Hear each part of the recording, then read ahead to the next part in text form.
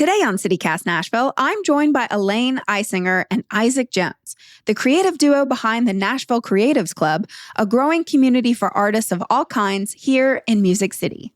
We'll dive into what inspired them to start the club and the ever-evolving world of art and social media. Y'all, I have to admit, I had some preconceived notions going into this interview with a model and a photographer. But both Elaine and Isaac took the conversation in a direction I was not expecting, peeling back layers of their own personal journeys in finding their art, which left me feeling empowered in my own body and creative expression. It's Thursday, November 14th. I'm your host, Marie Cecile Anderson, and this is what Nashville's talking about. So Isaac, you're a photographer. Elaine, you're a model. And when your powers combine, you create Nashville Creatives Club. Would you mind telling me about this business venture and what gap in the creative community you were hoping to fill when you started it? I was operating out of a studio in East Nashville.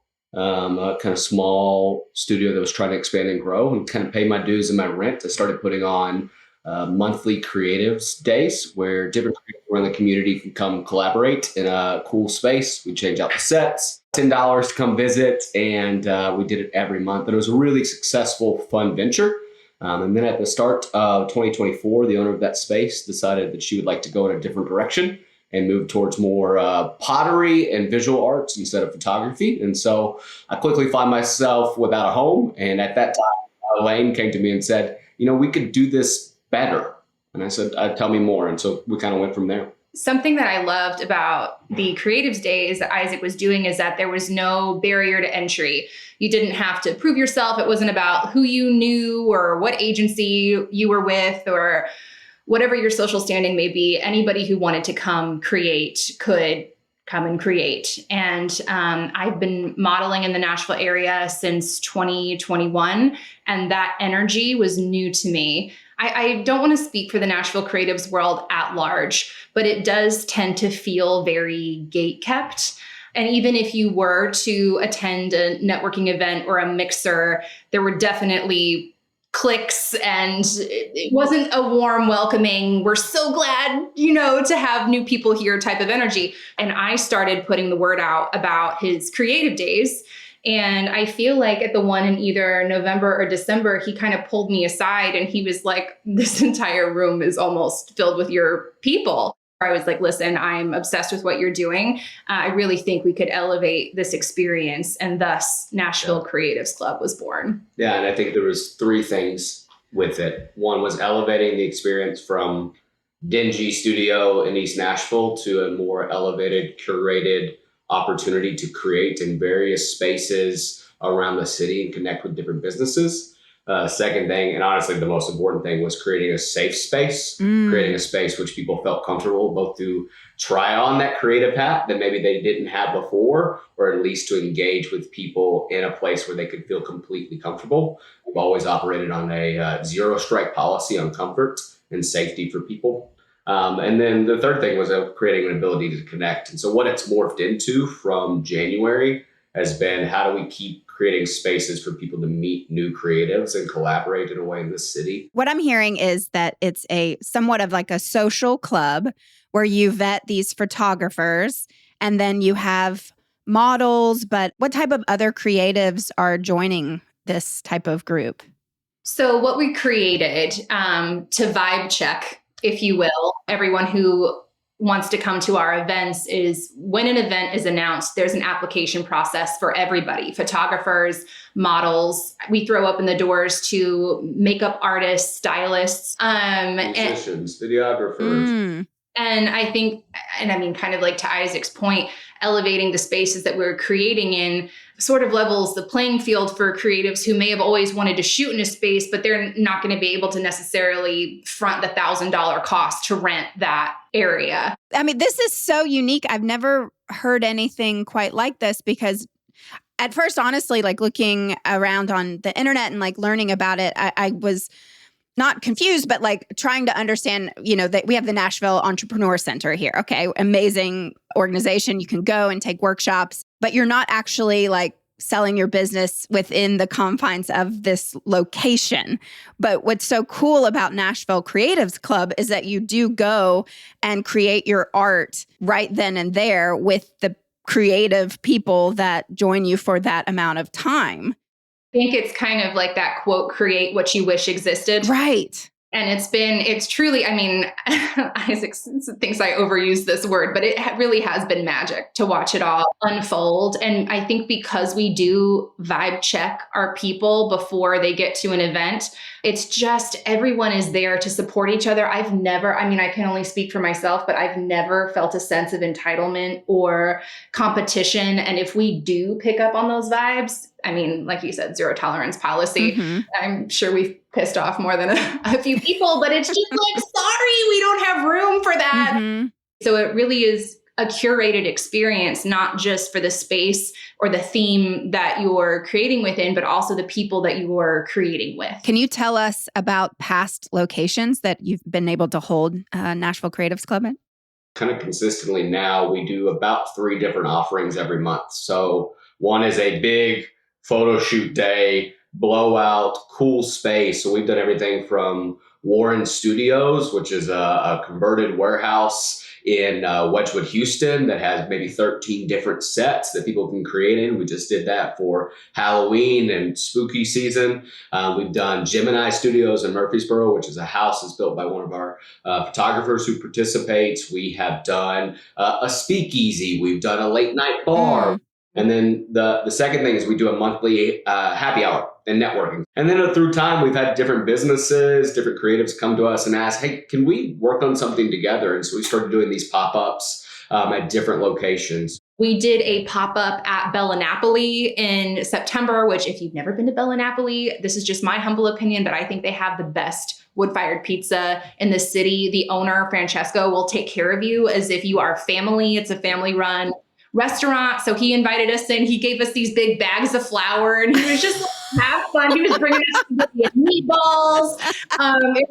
It was the best time. So I didn't tell you this. I was out of the country when that one happened, but that's where I had my first date with my wife. So and what's even funny, my connection to Bella Napoli before all of this is I used to date a drummer who used to work there, which will come as no surprise to you. So dating a musician in Nashville? Crazy. Well, tell me about any standout moments or other successes that you're especially proud of.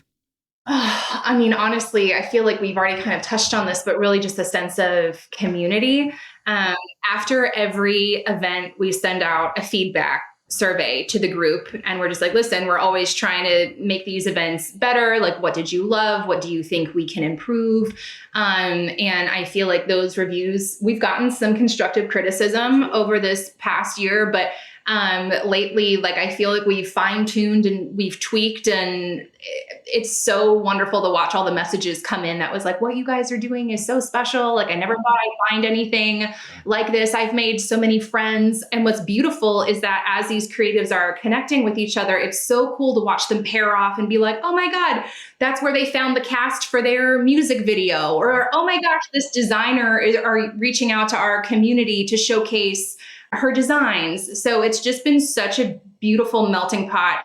It's the seeing how people are connecting, collaborating in between the events and the community that is being made. We want to create cool art, yes, but we really want to create a space for people to connect, feel safe and comfortable. I don't want to speak for you, but I would say that that's what this was all about.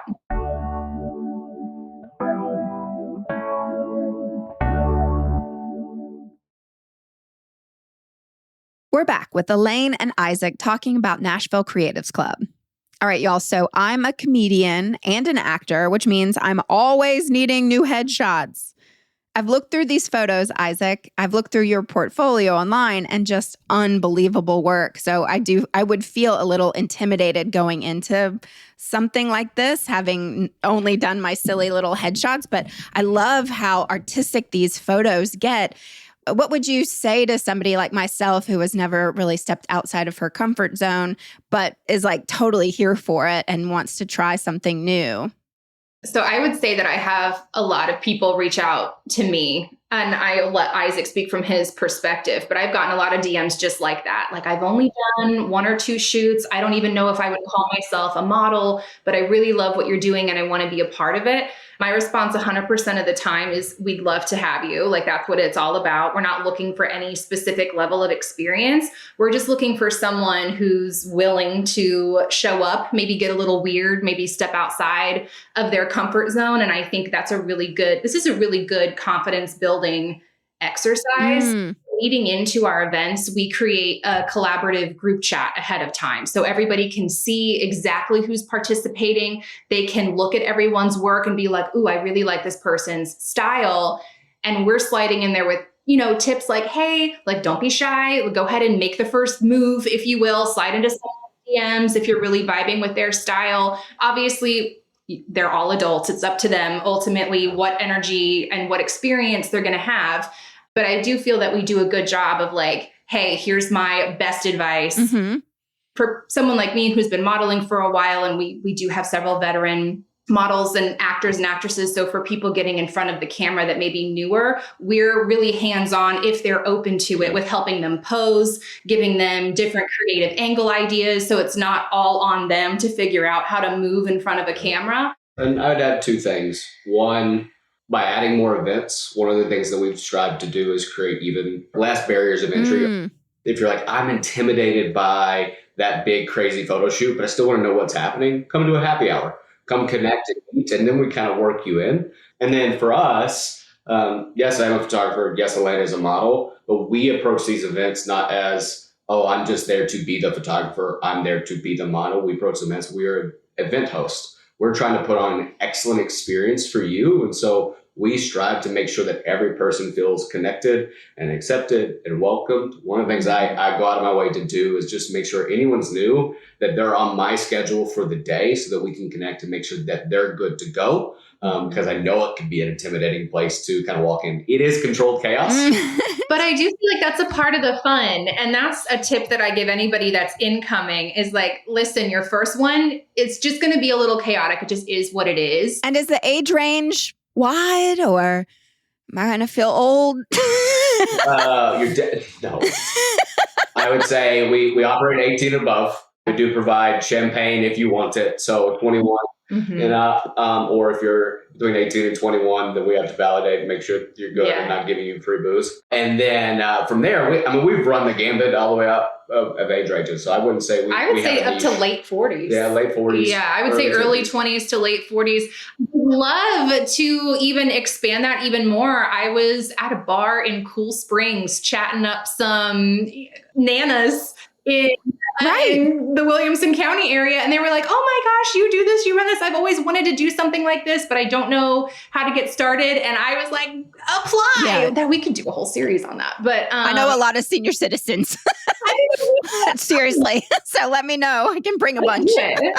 I want to dive in and hear about your personal journeys to find your art. So like for me, I started my journey here in Nashville at the Nashville Children's Theater at 5 years old. I started acting and caught that performing bug when I was very young, and I've never stopped. But I want to know your journeys. I would relate to always having a creative outlet since I was young, whether that was drawing or poetry or reading or acting or those pieces. But as far as photography goes, I got my first camera when I graduated college. My now father-in-law gave me a camera. I think I had been stealing my sister-in-law's, so she strongly implied he may need one. And so he bought me one, and I started taking it everywhere. And this is one of the big things for me. I'm completely self-taught. I ask a lot of questions, and I'm not afraid to go to different creative people and go, how do you do that? What's happening here? That and YouTube University is my friend. And so just started working with that. About 2017, 2018, I realized what I really enjoyed doing is working with people. One, just it is an opportunity. I am not the extrovert that Elaine is. I do not walk into random spaces and want to meet new people. I put headphones on when I go to the airport. That's my goal.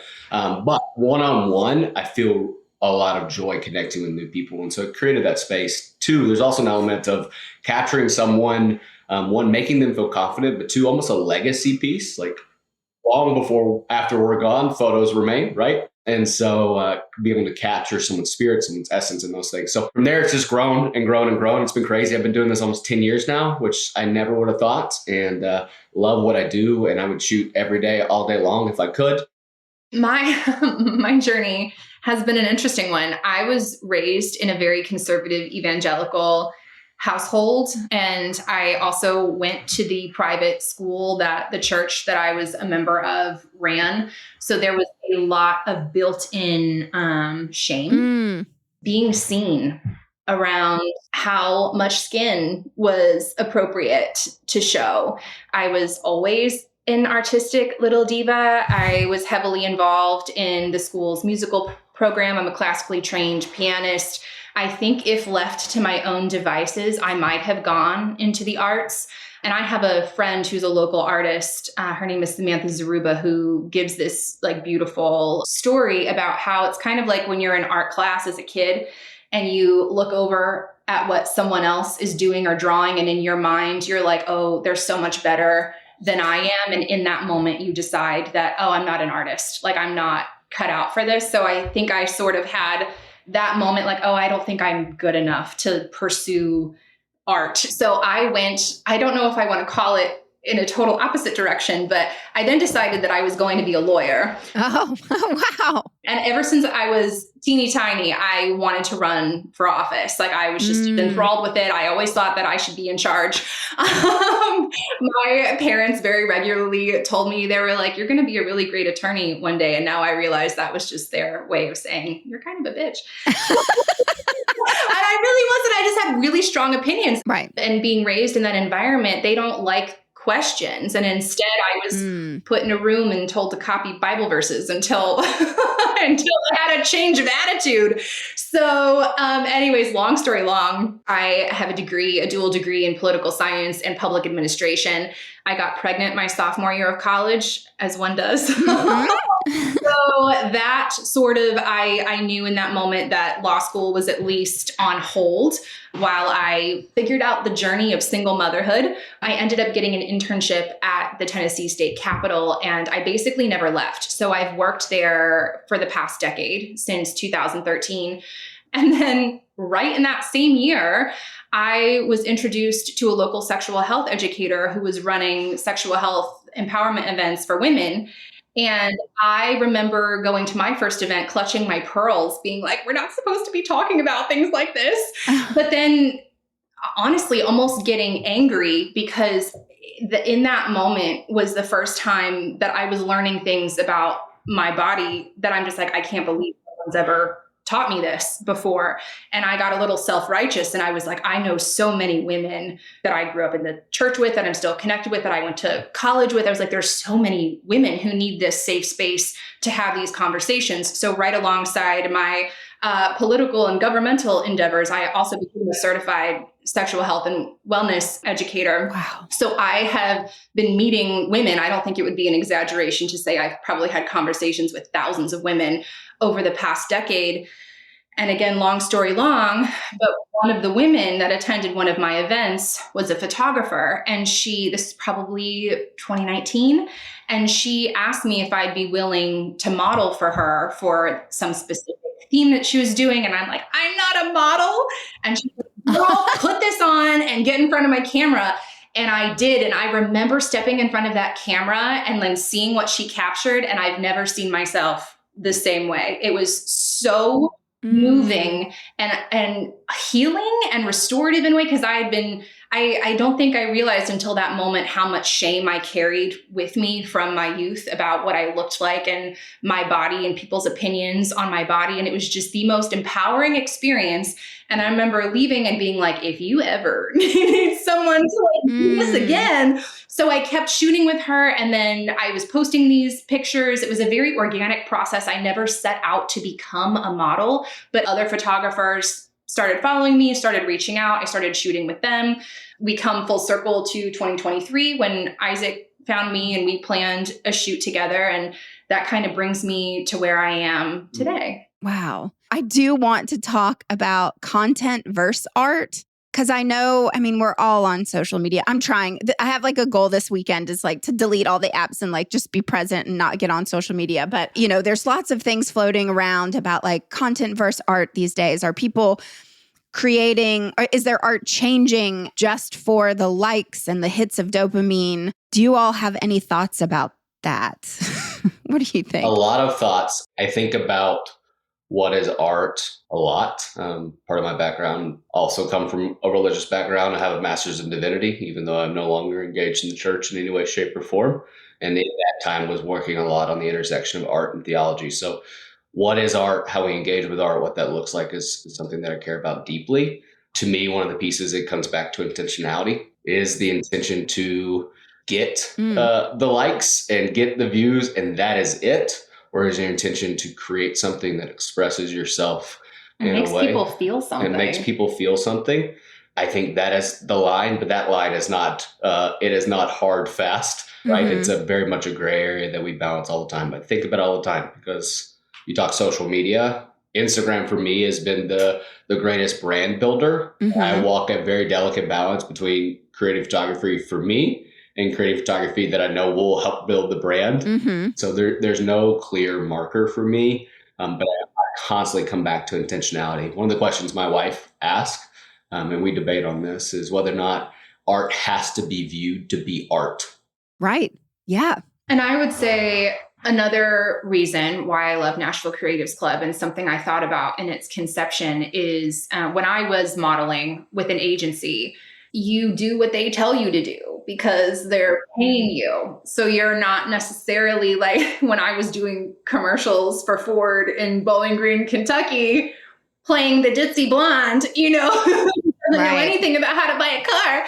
I was like, well, this is fine because I'm making connections. They're cutting me a check. But that was a common conversation amongst my friends who were also a part of that agency, is like, damn, like it would be nice just to do something because we want to do it. I can't remember if it was a podcast or a book I read, but there was a line in it that was like, create the art, create what you wish existed, create what you like, what you enjoy, and you are not for everyone. So stop trying to create for the masses, because as hard as you try, and you can kill yourself trying, you're not going to please everyone. You're never going to be everyone's cup of tea. So like, why would you even expend the energy trying to be? Mm-hmm. Well, it just makes me want to sign up and come to your supportive, happy, joyful, magical, authentic, artistic. We have a Friendsgiving happy hour on November the 20th. We'll be at Barrel Proof. What time, Isaac? Like 6 o'clock? I think you said 6 to 8. 6 to 8. If y'all go to our Instagram, which is just Nashville Creatives Club, there's a link in our bio, and you can click on that and you can see every upcoming event. We haven't announced December's events yet, but they are forthcoming. There it comes. Awesome. Well, thank you both so much. Again, this has been so wonderful. Well, thank you so much for inviting us on. This was a real treat. Yes, thank you.